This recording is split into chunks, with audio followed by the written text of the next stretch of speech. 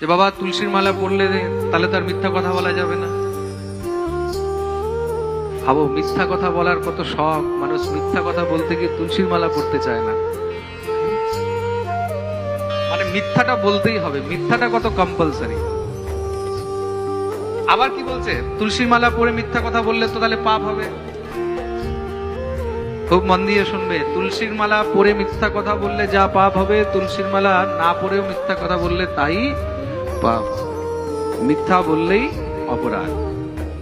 তুলসীর মালা পরার সঙ্গে মিথ্যার কোনো সম্বন্ধ নেই। আর তুমি কি মনে করছো যারা তুলসীর মালা পরে আছে তারা মিথ্যা বলে না?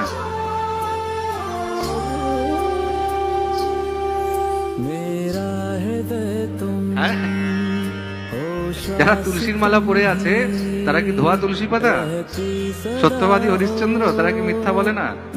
তারাও তো মিথ্যা বলে।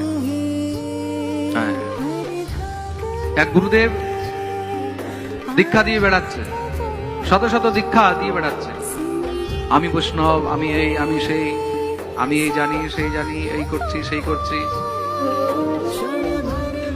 আমার শ্রী গুরুদেব ওইখানে পাঠের মধ্যে এসেছেন। আমার শ্রী গুরুদেবের কাছে উনি খুব করে, আমি অমুকের শিষ্য, আমি এই সেই, আমার এত শিষ্য আছে, এই আছে, সেই আছে। তা গুরুদেব ওনাকে কাছে জিজ্ঞাসা করলেন, তোমার মধ্যে তো আমি বৈষ্ণবতাই দেখতে পাচ্ছি না। সব থেকে প্রথম বৈষ্ণবের স্বভাব হবে বিনম্র। খুব মন দিয়ে শুনবে, বৈষ্ণব হবে বিনম্র। বৈষ্ণব কখনো অভিমানী হবে না। যে বৈষ্ণব হবে, যে হরিভক্ত হবে, সে সবাইকে সম্মান দিতে জানবে। চাहे সে বৈষ্ণব হোক, চাहे সে অবৈষ্ণব হোক, তাকেও সম্মান দিতে জানবে। গুরুজনকে দেখলে সঙ্গে সঙ্গে প্রণাম করবে, দণ্ডবোধ করবে। তোমার মধ্যে তো বৈষ্ণবতাই দেখতে পাচ্ছি না। তুমি যে গুরুগিরি করে বেড়াচ্ছ, তুমি নিজে জপ করো, আহ্নিক করো? হ্যাঁ হ্যাঁ আমি করি। তখন গুরুদেব জিজ্ঞাসা করলেন, আচ্ছা তা তুমি যে জপে বসো, জপে বসার সময় যে আসন শুদ্ধি হয়, আসন শুদ্ধি মন্ত্রটা বলো তো। বাস, বলতেই তো মনে হচ্ছে যে একদম সে কি পালাবে না কি করবে।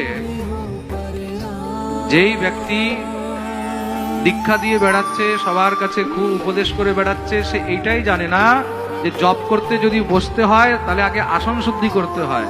বলছে, আরে এটা তো আমি জানিই না। গুরুদেব বললেন, তোমাকে লজ্জা লাগে না?